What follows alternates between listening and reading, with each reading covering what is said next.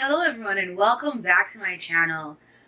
If you do not know, my name is Brittany and I started this channel as just a safe place to really just figure out adulthood. I am a Christian, so if you're looking for some good Christian content, you have found it right here. So be sure to hit that subscribe and I hope that you enjoy this video. Alright, adulting, coming of age, getting there. It is a topic that has been popping up on my social media, in some of my Facebook groups that I'm in, and in just, my life as a whole. For those of you who don't know, I am in my early 20s. I am almost 24. I'm 23 right now, and I still live at home with my family, and I've been hearing a lot of questions as to, how do you make that work as a young adult? How do you, still live at home because there's so many benefits to it, but still feel like an adult, still gain those experiences, still gain that sense of independence, and just navigate that kind of season of living.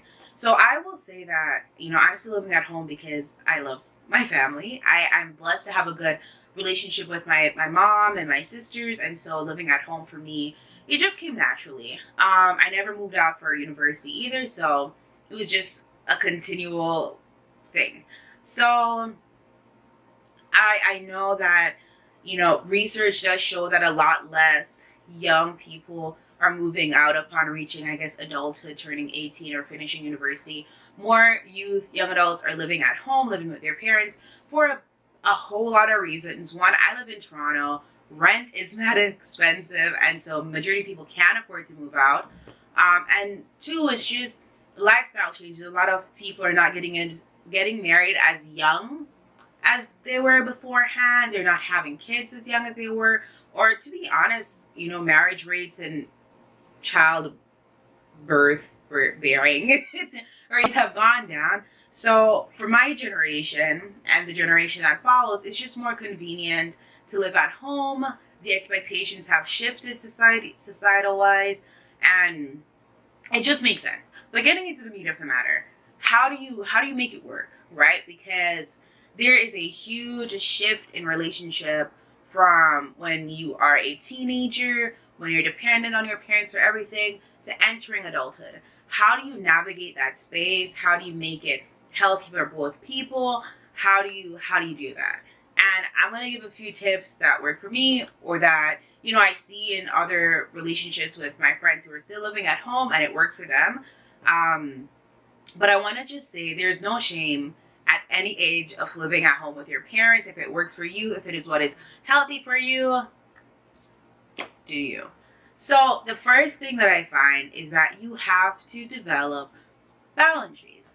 And that is just based upon a conversation that you may need to have with your household. Call a family meeting. Develop boundaries. There are certain things, like, could you please knock on my door before you come in? Could you please, if I'm on a phone call, don't be like yelling my name, or if I'm in the bathroom, don't just barge in. Don't go through my mail. Don't read things that I have laying around, etc., etc., right? Creating those boundaries, saying that this is what I'm expecting, this is what would make me feel comfortable living here, and then having that conversation as to how can we make this work. I know that culturally this conversation will look different. For some cultures, this doesn't even need to be a conversation. It comes naturally. And for other cultures, it's a little bit more difficult for parents to kind of give their children that space to be adults and to create those boundaries, because you hear, you're living under my roof, and if you want to do this, move out, and blah, blah, blah, blah, blah, right? But that's not healthy. So if you can have that conversation as to what you're expecting, what would make you feel good living in this space, and see how you can move forward. I know for some of us that conversation may not go smoothly, but it is important to have. 2, I would suggest that you gain some independence in moving around. So for me, I do drive, and I drove my mom's car for a while once I got my license, and then eventually I bought my own car. A huge part of independence is that freedom to move around when you need to or when you want to. So constantly asking for rides or constantly, relying on your parents to move around may not be the best place for you if you're seeking that feeling of adulting or independence. So, and I know that buying a car or getting your license may not be the option for everyone, but also, like, again, I live in Toronto, so I'm going to base this on Toronto. We have transport. We have public transport that is pretty reliable and goes pretty much everywhere around the city.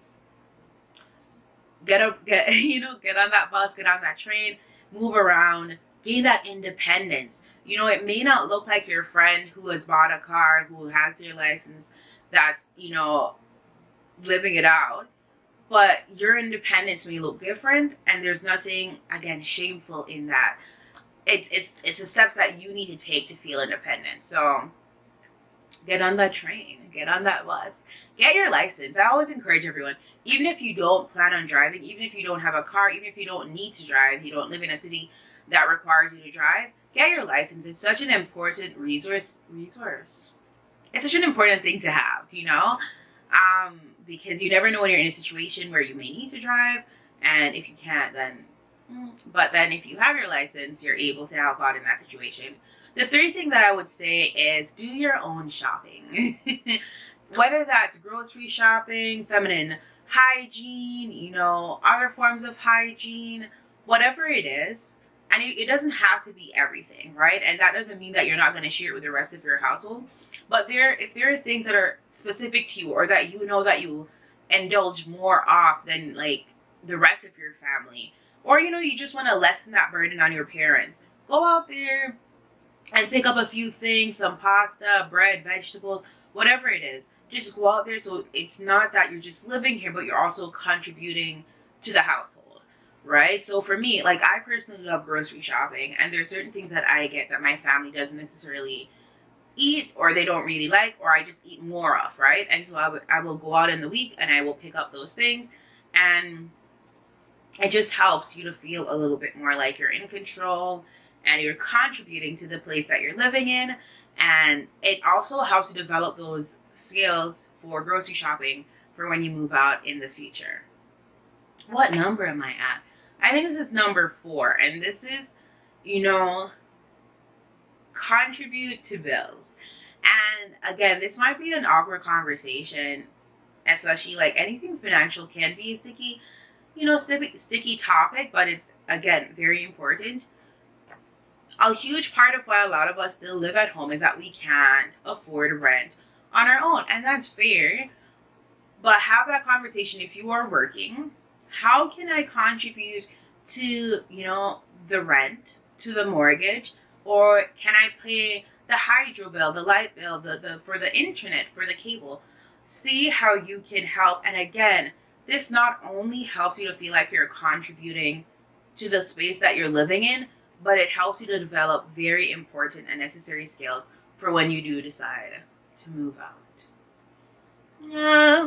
Number 5, and this is a huge one for me, make your space your own. So I know some people who are still living at home, they have the whole basement to themselves. Or, like myself, I have my room. There's a living room. Everywhere else is shared space, but I have my bedroom. Make it your own. I have everything in here, my books, my getting ready stuff, my fan, my humidifier, all my stationery. Like, everything is just in here that I need, my shoes.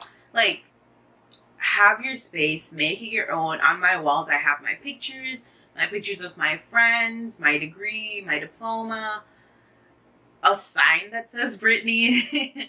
Make your space your own. It should be somewhere that it's comfortable, personalized.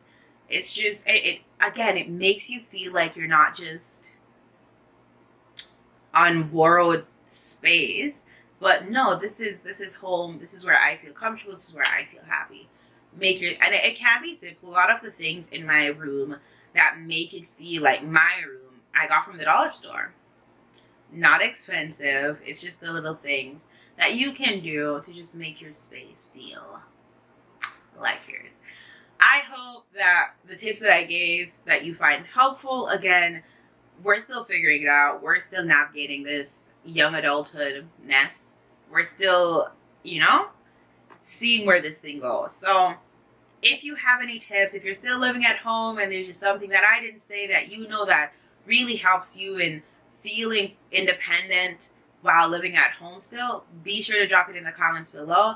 As always, I just want to say that you are beautiful, you are loved, you're enough, and I will see you next week for my next video.